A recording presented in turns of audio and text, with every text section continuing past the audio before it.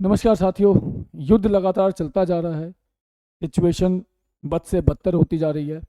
मुद्दा वही है पुराना, लेकिन इस बार थोड़ा सा नज़रिया बदलेगा। इस बार थोड़ी सी जो ग्रेविटी है इस मुद्दे की और जिस जगह पर ये जिस राह पर ये चलता जा रहा है ये युद्ध, जो बदले की भावना इसको एक ह्यूमैनिटेरियन डिजास्टर की तरफ लेकर के जा रही है। आज थोड़ा सा आपको उससे रूबरू कराने की कोशिश करूंगा कि हॉस्पिटल्स टर्निंग इनटू मॉर्ग्स, कि किस तरीके से जो अस्पताल हैं वो कब्रिस्तान और कब्रगाह बनते जा रहे हैं। एक युद्ध जिसके अंदर एक हफ्ते के अंदर 500 से ज़्यादा बच्चों की मौत हो चुकी है। उन बच्चों ने तो किसी के ऊपर अटैक नहीं किया, लेकिन जब युद्ध होता है, जब मिसाइल्स गिरती हैं तो देखती नहीं है ना कि बच्चे मर रहे हैं या बूढ़े मर रहे हैं या महिलाएं हैं या विकलांग हैं। जान तो सबकी जाती है। कुछ ऐसे ही हालात हैं पैलेस्टाइन में या फिलिस्तीन में रहने वाले लोगों के। अटैक तो हमास ने किया था, आतंकवादी संगठन तो हमास है, लेकिन वो 2.3 मिलियन लोग, मतलब 23 लाख लोग जो फिलिस्तीन की उस धरती पर रहते हैं, गाजा पट्टी की उस धरती पर रहते हैं, जिनके ऊपर लगातार बारिश की तरह बम के गोले गिरते जा रहे हैं, जिनको ये नहीं पता कि कल की सुबह देखने को मिलेगी या तो वो बम का गोला मार देगा या फिर क्या पता जो उनके पास बाकी दिक्कतें कि खाना नहीं है, पानी नहीं है, मेडिसिन नहीं है, अगर किसी को बुखार हो जाए या कोई प्रॉब्लम हो जाए या चोट लग जाए, फ्यूल नहीं है किसी भी चीज़ में जलाने के लिए, और इलेक्ट्रिसिटी नहीं है अपनी बेसिक इलेक्ट्रिक अप्लायंसेस को चलाने के लिए, कुछ भी नहीं है। तो मन में चिंताएं सिर्फ इतनी नहीं है कि घर से बाहर निकले तो किसी के हाथों मारे जाएंगे या घर के अंदर रहे तो किसी रॉकेट से मारे जाएंगे। चिंता तो ये भी है कि अगर हालात यही रहे तो भूख से यही मारे जाएंगे। जब रात में सोते हैं, आज एक दिल को दहला देने वाली एक कहानी, रियलिटी कहानी नहीं है, कहानी तो एक गलत शब्द हो जाएगा, एक आत्मकथा, एक आप बीती फिलिस्तीन के एक नागरिक की एक अखबार में आई थी। वो पढ़ी कि रात को जब सोते हैं तो हर सदस्य से मिलकर के इस तरीके से सोते हैं कि पता नहीं कल मिलेंगे या कल नहीं मिलेंगे, और जब सुबह उठते हैं तो अपने आप को इतना लकी समझते हैं कि चलो उठ तो गए, लेकिन साथ में काउंटिंग शुरू करते हैं कि जिनके साथ सोए थे वो सुरक्षित हैं या नहीं।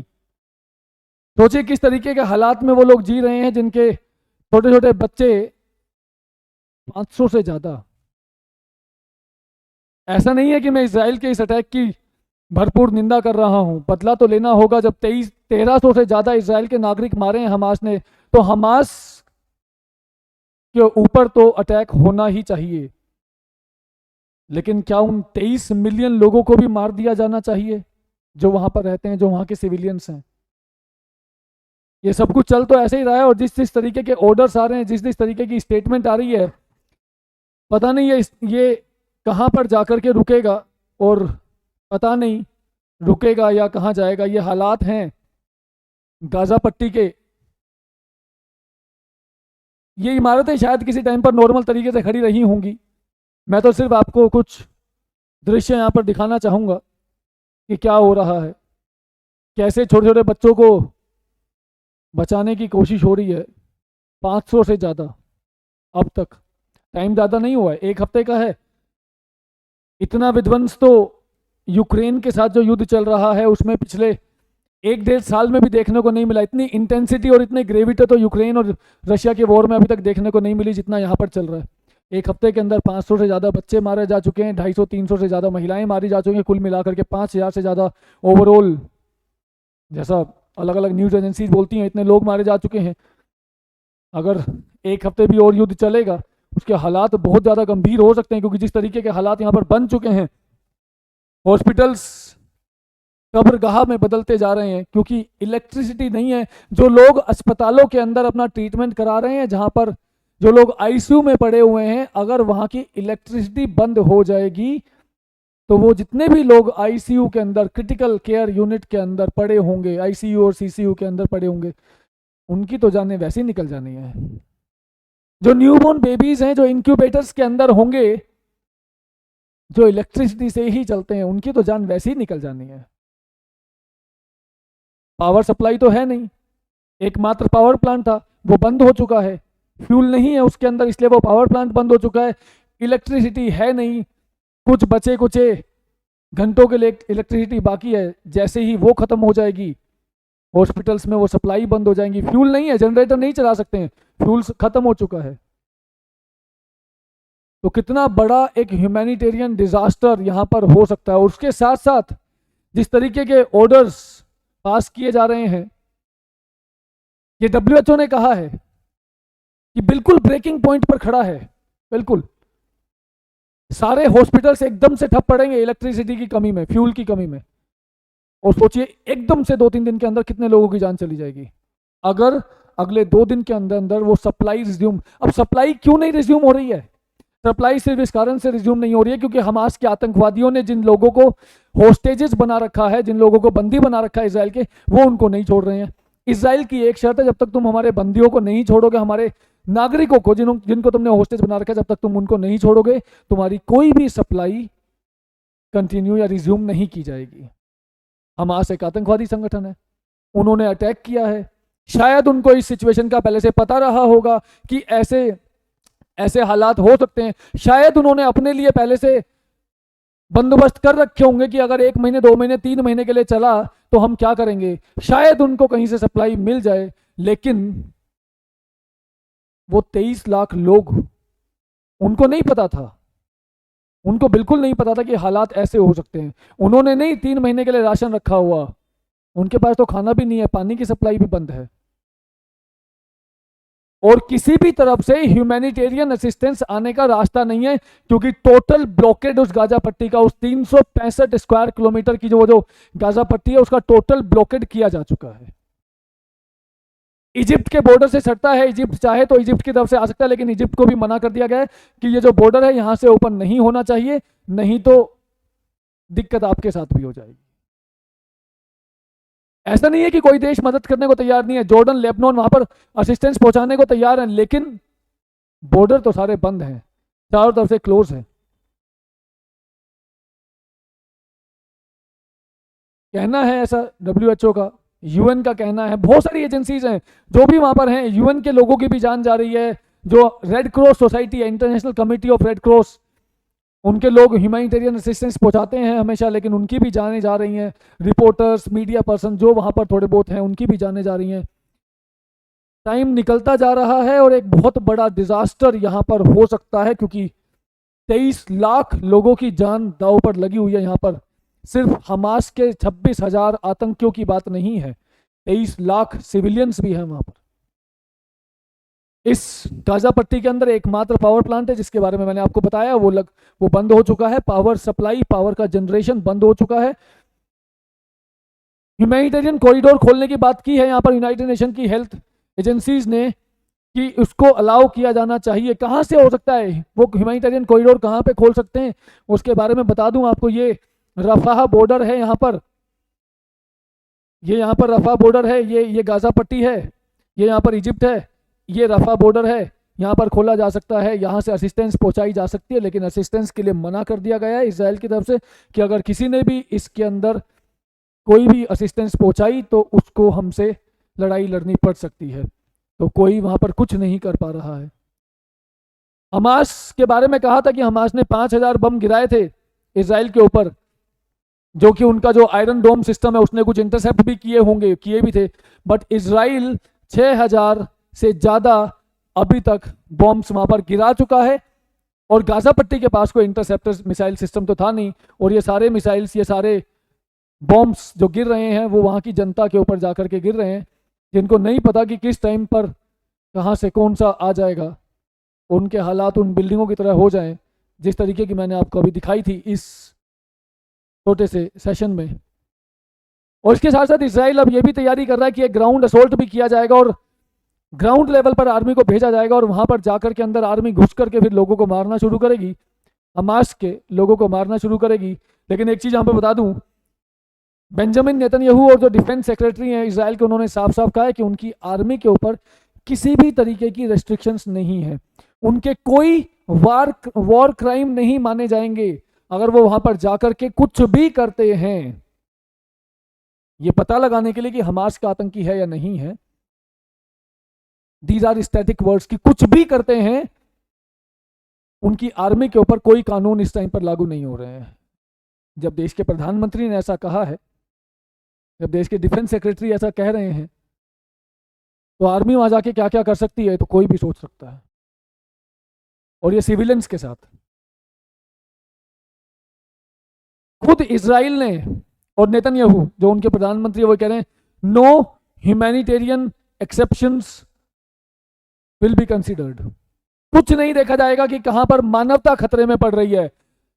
मानवता इस टाइम आड़े नहीं आएगी, इस टाइम तो बदला सामने आएगा कि हमास का नाम मिटाना है, चाहे उसके लिए कुछ भी हो जाए। और वो कुछ भी के अंदर 23 लाख लोगों की जान है।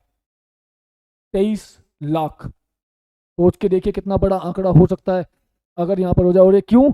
तब तक जब तक उनके सारे होस्टेजेस को नहीं छोड़ने का काम हमास कर रहा है, जाने वहां पर पैलेस्टीनियंस सिविलियंस जो हैं उनकी जा रही हैं। इजराइल ने एक ऑर्डर पास किया है कि नॉर्थ रीजन है हमास का, वहां की पॉपुलेशन है 1.1 मिलियन, मतलब 11 लाख लोग, और 11 लाख लोगों को कहा है कि 24 घंटे के अंदर अंदर अपना घर और अपना रेजिडेंस और अपनी जगह रहने की, जहां तुम कब से रहते आ रहे हो पता नहीं, उसे खाली कर दो और साउथ की तरफ चले जाओ, क्योंकि यहां पर अटैक बहुत ज्यादा होने वाले हैं। पूरे नॉर्थ में मतलब 11 लाख लोगों को कहा है कि अपना घर बार छोड़ करके या जो पैक कर सकते हो वो करके 24 घंटे के अंदर अंदर निकल जाओ साउथ की तरफ। 11 लाख लोग 24 घंटे में इवैक्यूएशन।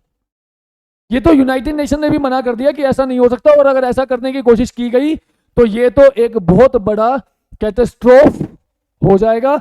पता नहीं कितने लोगों की जान चली जाएगी, रास्ते में ही मर जाएंगे। कैसे जाएंगे?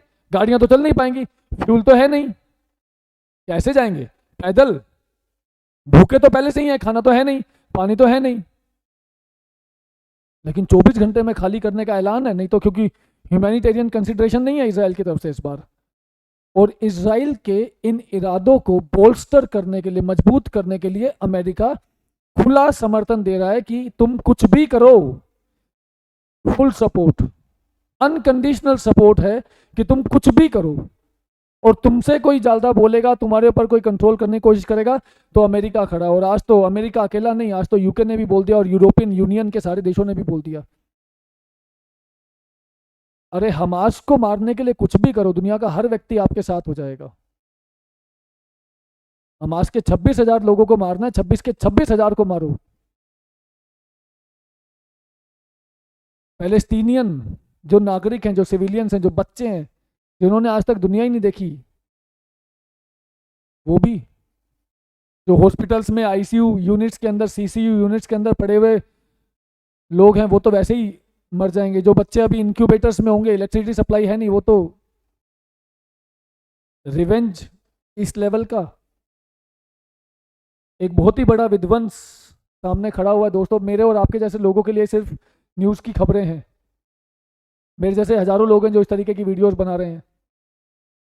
मेरे जैसे लोगों के लिए हो सकता है ये सिर्फ एक कुछ व्यूज पाने का एक तरीका है, आप लोगों के लिए सिर्फ कुछ खबरें टीवी पे लगातार चल ही रही हैं। लेकिन सोच के देखो, वो माँ बाप जिनके छोटे छोटे बच्चे मर रहे हैं, या वो लोग जो रात में सो रहे हैं और उन्हें पता ही नहीं है कि कल सुबह उठेंगे या नहीं उठेंगे, और अगर उठे तो खाने का तो कुछ है नहीं, और अगर पड़ोस की दुकान पे गए, पहले तो वहां पर जो बचा कुचा सामान है उसके दाम इतने ज़्यादा ऊंचे हो गए जिसके शायद पैसे देने के लिए नहीं होंगे, और अगर ले दे करके वो पैसे भी इकट्ठे करे, और अगर वहां तक गए तो पता नहीं जो जाएगा वो वापस भी आएगा या नहीं आएगा। जाना भी पड़ेगा क्योंकि घर परिवार वाले भूखे हैं, तो दुकान तक जाना तो पड़ेगा, लेकिन वहां पर सामान मिलेगा नहीं मिलेगा, और अगर गया हुआ व्यक्ति वापस आया नहीं आया तो पता नहीं। वो जिंदगी चल रही है और वो लोग फिर भी जी रहे हैं ऐसे हालात में। 21st सेंचुरी में है ये दुनिया, कितनी डेवलप्ड दुनिया है। कहीं कोई चैट जीपीटी की बात करता है, कहीं कोई मार्स पे जाने की बात करता है, कोई मंगल पे जाकर के, कोई मून पे जाकर के, और कहीं पर लोगों को पानी नहीं मिल रहा है। ह्यूमैनिटेरियन यूनाइटेड नेशंस इतनी बड़ी संस्था, 193 देशों का ग्रुप, और यहाँ 23 लाख लोगों की जानें जा सकती हैं। एक आतंकवादी हमला जो हुआ था एक देश के ऊपर, क्योंकि वहां पर बहुत सारे लोगों की जान गई है, बिल्कुल गई है। हमास जैसे आतंकवादी संगठन को बिल्कुल खत्म कर देना चाहिए, सही बात है। अगर मैं एक बार के लिए उनके कोज को बिल्कुल भी ना सोचूं तो। लेकिन 23 लाख लोगों की जान को दांव पर रखकर अगर आपने एक आतंकवादी संगठन को खत्म कर भी दिया, तो क्या ये इतिहास कभी इस चीज को भूल पाएगा? मैंने जब ये कहानी पढ़ी थी, कहानी नहीं है, मैं फिर से गलत शब्द इस्तेमाल कर रहा हूं, कहानी नहीं है, जब वो शब्द मेरे जहन में गए कि रात को सोते हैं तो सबसे मिलकर के सोते हैं इस तरीके से कि पता नहीं इसके बाद कभी मुलाकात होगी या नहीं। इलेक्ट्रिसिटी नहीं है, मोबाइल सारे बंद पड़े हुए हैं, नेटवर्क है नहीं, बातचीत कहीं पर हो नहीं पाती है। बहुत दूर दूर तक जाकर के अगर कहीं पर कोई अस्पताल मिल जाए तो उसके अंदर से कुछ लोग ऐसे हैं जिन्होंने कहा कि हम मोबाइल चार्ज करके ले आते हैं, क्योंकि अपने जो जान पहचान वाले हैं शायद उनसे कोई कांटेक्ट तो हो सके कि पता तो रहे कि बचे भी हैं या नहीं। क्या जिंदगी चल रही होगी वहां पर। बदला, आतंकवाद, और ये कुछ देशों की देन है। अगर चीजों की गहराई में जाए ना तो कुछ देशों की, कुछ इंटेलिजेंस एजेंसियों की अपनी सारी बनाई हुई, अपने लिए हुए कदमों का, अपने लिए हुए स्टेप्स का एक वो है, आउटकम है। ये आतंकवादी संगठन ऐसे नहीं बनते, ये अलकायदा, लश्कर तैयबा, तालिबान, ये ऐसे नहीं बनते। इनको पैसा दिया जाता है। ये अमीर अमीर देश, ये बड़े बड़े देश, Saudi Arabia, America, Russia, UK, ये बड़े बड़े देश अपने कुछ अपने ईगो की पूर्ति के लिए इन लोगों को पैसा देते हैं। ये लोग इस तरीके का अटैक करते हैं, सिविलियंस की जान जाती है। ना तो उन इंटेलिजेंस एजेंसीज का कुछ होता है, चाहे वो रशिया की केजीबी हो या पाकिस्तान की आईएसआई या फॉर एग्जांपल भारत का रो या अमेरिका का सीआईए। वो सब तो डिसीजन मेकर है ना, वो सब तो ये करवाने वाले, वो स्टेप्स। चाहे इसराइल के 1300 लोगों की जान गई हो या पैलेस्टीन में इस तरीके का विध्वंस हो रहा हो, जाने तो उन सिविलियंस की जा रही हैं जिनको पता भी नहीं होता कि ये इंटेलिजेंस एजेंसीज क्या कर रही हैं, किस कारण से इतने एटीट्यूड में और किस कारण से अपना दबदबा बनाने की कोशिश करती हैं हर जगह पर। वो तो वैसे ही मर जाते हैं। कहीं पर म्यूजिकल कंसर्ट चल रहा है, हजारों लोग इकट्ठे होकर के एंजॉय कर रहे हैं, कुछ आतंकवादी आते हैं, फंडेड बाय सब नेशंस। ये आतंकवादी, they are funded by some developed and democratic and civilised nations. ये द्वारा फंडेड ये आतंकवादी जाते हैं, मारते हैं लोगों को, जिनके नागरिक मरे हैं वो दूसरों को मारते हैं, और वो इंटेलिजेंस एजेंसीज वो देखते हैं कि हमारा जो उद्देश्य था वो पूरा हुआ या नहीं हुआ। ये सिविलियंस ये सब यूं ही मरते रहेंगे। अभी तो खबरें और आनी बाकी हैं। अटैक क्या हमास ने किया या करवाया गया? अटैक क्या यूक्रेन के ऊपर रशिया ने किया या करवाया गया? जब वो सिविलियंस मरते हैं ना तो जाने उन्हीं की जाती हैं।